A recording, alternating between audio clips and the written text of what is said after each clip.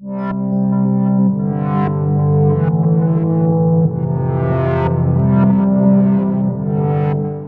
je m'appelle Marc, j'ai 31 ans, j'ai mon propre bar, je suis à mon compte. Bonjour, je m'appelle Serge, j'ai 59 ans, représentant de commerce. Bonjour, je m'appelle Danielle Lapierre, j'ai 72 ans. Je suis candidat de la 3e circonscription du Var. Bonjour, Steph, 39 ans, artiste peintre. Je m'appelle Didier, je suis nouveau dans le Var, je suis sur la ville de Hyères depuis le mois de septembre. Bonjour, je m'appelle Marilyn, j'ai 37 ans et je suis éditrice. Lionel, 45 ans et emploi de mairie. Bonjour, je m'appelle Mathilde, j'ai 33 ans, je suis infirmière libérale. Bonjour, je m'appelle Louis, je suis retraité de l'aviation civile, j'étais pilote à Air France. Je m'appelle Marie-Elisabeth, j'habite depuis à peu près 30 ans sur Hyères. Je travaille dans l'aménagement du territoire et l'urbanisme. Bonjour, je m'appelle Vivien, j'ai 17 ans, je suis lycéen. J'ai décidé de m'engager dans la campagne de la France Insoumise parce que j'ai toujours été passionné par la politique. Cet engagement et ce vote, c'est la suite de mon engagement militant qui a débuté il y a un peu plus de 20 ans au moment de l'accord multilatéral sur l'investissement, qui était un accord comparable au CETA et au TAFTA, qui prévoyait la primauté des multinationales sur les États. C'est aussi la conséquence de lecture que j'ai eue à l'époque, Les Nouveaux Chiens de garde de Serge Halimi, et un livre également très important pour moi, qui était La Bourse ou la vie de Bernard Maris et Philippe Labarde. Ce qui me plaît, moi, au niveau des Insoumis, c'est que c'est vraiment une volonté de changer de société, en fait. Je veux dire que le programme, c'est surtout un programme sur la durée. Je trouve que la différence avec Mélenchon, c'est vraiment le choix de société différent, la question de la 6e République. J'ai voté Mélenchon parce que j'étais resté bloqué sur une phrase, mon ennemi c'est la finance. Mon ennemi c'est pas mon ennemi, mais j'aimerais que la finance évolue. De un, et ensuite Mélenchon avait un projet pour l'écologie qui me plaisait vraiment. Ces combats, je les ai fait miens. Alors moi, ça fait un petit moment que je le suis. J'adhère au projet général, quoi. Sa vision, la vision politique qu'il a de la France, du peuple et de ce à quoi on doit parvenir. Jean-Luc Mélenchon est un homme politique et c'est très bien. Il veut faire fonctionner un système politique. Moi, je pense que la responsabilité individuelle aussi est importante et que l'implication de chacun est essentielle dans ses convictions. Non pas pour servir un État, mais l'État est là pour nous servir, pour servir le fait que nous travaillons ensemble à une société du bonheur.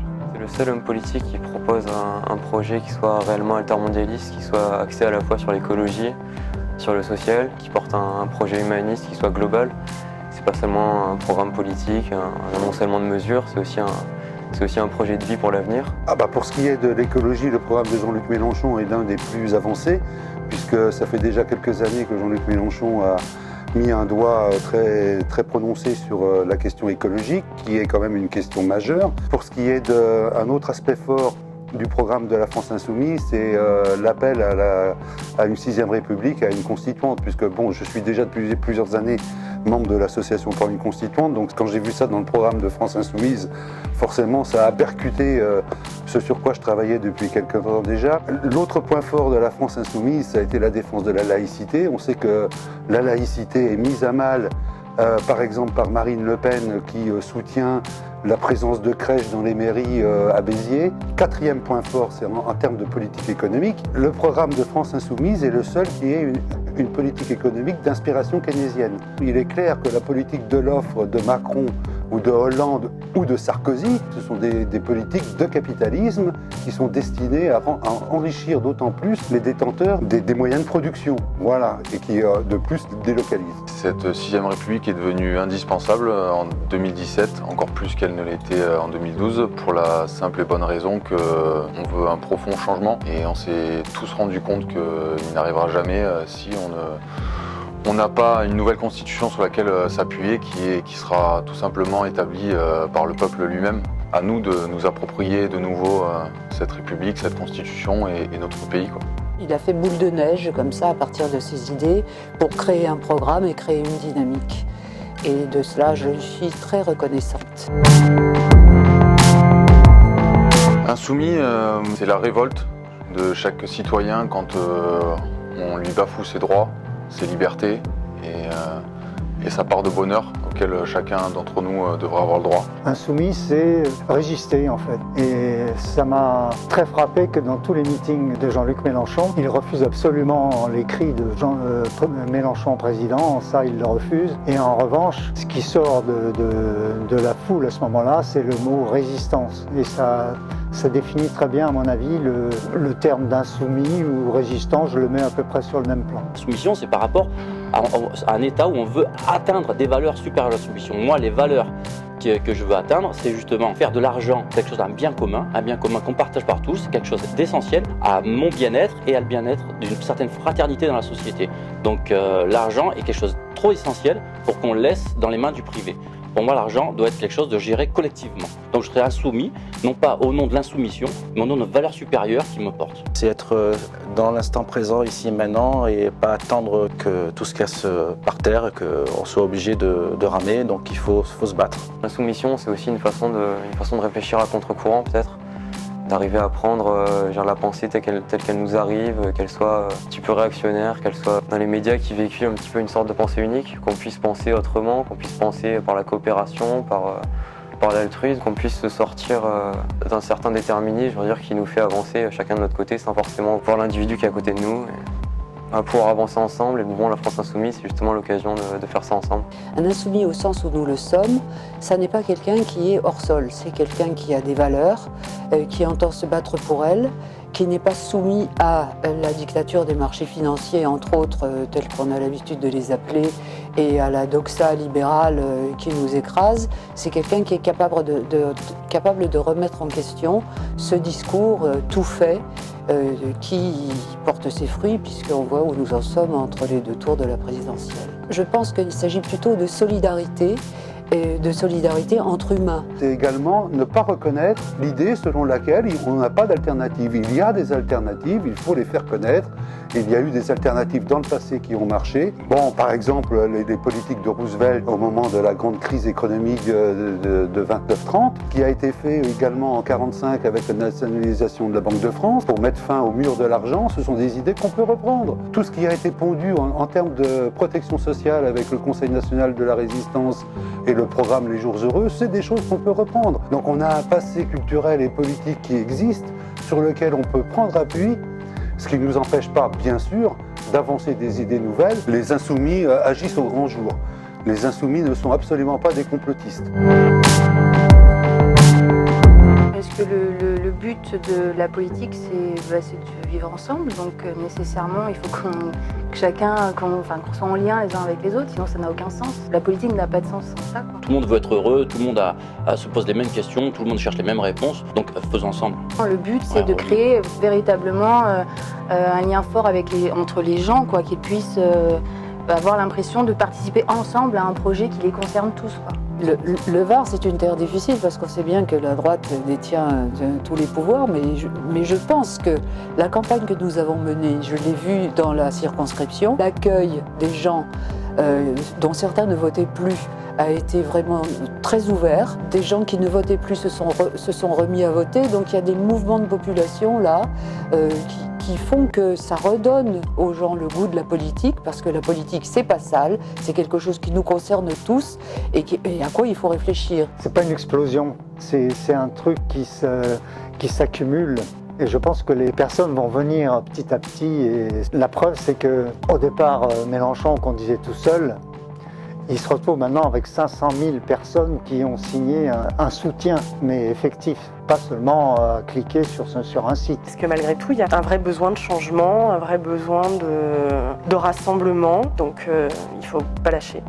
Je vais citer Winston Churchill qui disait, après la fin de la bataille de France, qui s'est déterminée par la débâcle de Dunkerque, ce n'est pas la fin, ce n'est pas le début, c'est peut-être la fin du début. C'est-à-dire qu'on a vécu un processus que je qualifierais d'initiatique. On n'est pas parti la fleur au fusil en disant on est sûr d'être au deuxième tour et rien ne nous arrêtera. Mais le fait qu'on n'y soit pas, on le verra dans quelques mois et dans quelques années, change pas d'abord l'importance du temps long, ne change pas le fait que notre perception des courants de pensée ou de non-pensée qui sont en conflit dans la société actuelle.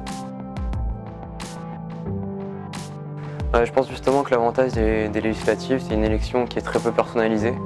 On peut enfin se focaliser réellement sur un programme, sur des idées, sur ce programme qui est l'avenir en commun qu'on a essayé de mettre en avant plus que la personne de Jean-Luc Mélenchon, même si ça a été un remarquable porte-parole. Mais l'élection législative, c'est une façon de porter nos idées au-delà de la personne. Et si on milite aujourd'hui pour un régime qui soit parlementaire, qui soit axé sur le débat, sur la discussion, sur un débat politique qui ne soit pas autour d'un chef unique, d'une monarchie présidentielle, comme on peut l'appeler, c'est pour enfin arriver à imposer nos idées dans un espace qui soit le plus représentatif possible de la société, apporter un vent de fraîcheur dans cette assemblée, comme on a pu le voir en Espagne, avec des mouvements comme Podemos, qui sont des mouvements qui partent réellement de la base, pour arriver dans des institutions politiques les plus hautes de l'État. Ma position va être très claire, je vais soutenir la France Insoumise comme je l'ai fait au présidentiel, et je pense même qu'on va faire quelque chose de très intéressant.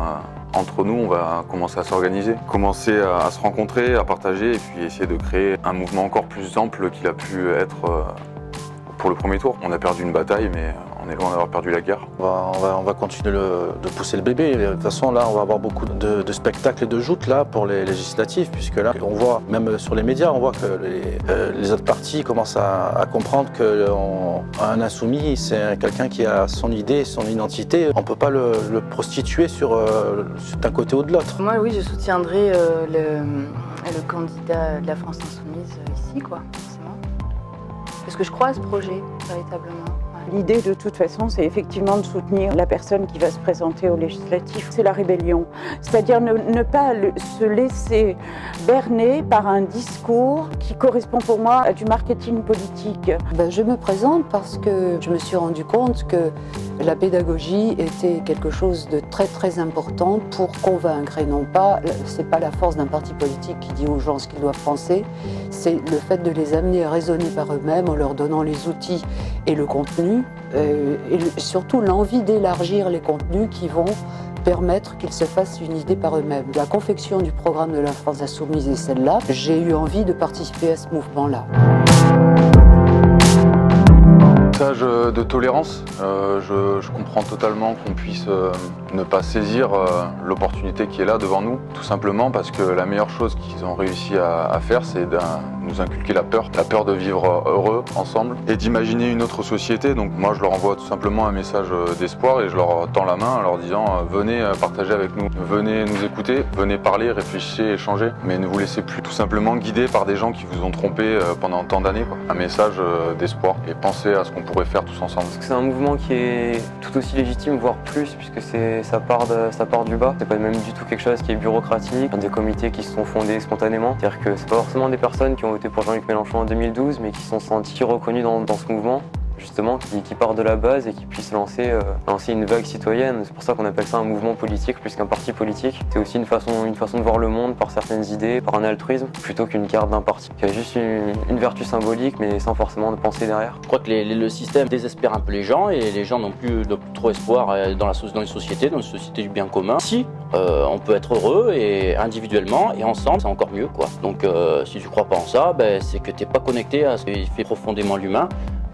Être heureux ensemble, tout simplement. Pour inciter quelqu'un à rejoindre ce qui se passe autour de France Insoumise, je dirais qu'il faut arrêter de croire ce qu'on nous raconte et contrôler par soi-même ce qui est dit. Il est bon d'avoir un groupe de travail qui permet de comparer les discours avec la réalité. En politique, ce ne sont pas les discours qui comptent, ce sont les actes. Avoir un mouvement avec une telle stratégie, avec un tel objectif, je crois que ce serait salutaire, ce serait sain dans le contexte actuel en France. Tout dépend déjà de l'âge de la personne. Moi, j'ai des petits-enfants et si je me suis remise à m'intéresser vraiment et à agir en politique, c'est en pensant à eux, parce que le monde qui va dans le mur sur le plan écologique, sur le plan financier, sur tous les plans, n'est pas possible. Donc ce que je leur dirais, c'est que je suis prête à les informer et à discuter avec le plus d'ouverture possible sur les sujets qui les concernent, qu'ils le veuillent ou non, dans la vie actuelle. Il risque peut-être d'y avoir des soubresauts dans la société française, que ce soit Macron ou Le Pen qui gagnent la présidentielle, ils auront l'un ou l'autre. Je pense assez de mal à avoir une majorité de gouvernement qui puisse donner une stabilité à la politique française. Je vais dire qu'on continue le combat et qu'on soit avec un grand sourire. Et on est insoumis, on le restera jamais. Ne perdons pas espoir, chaque chemin commence par un pas.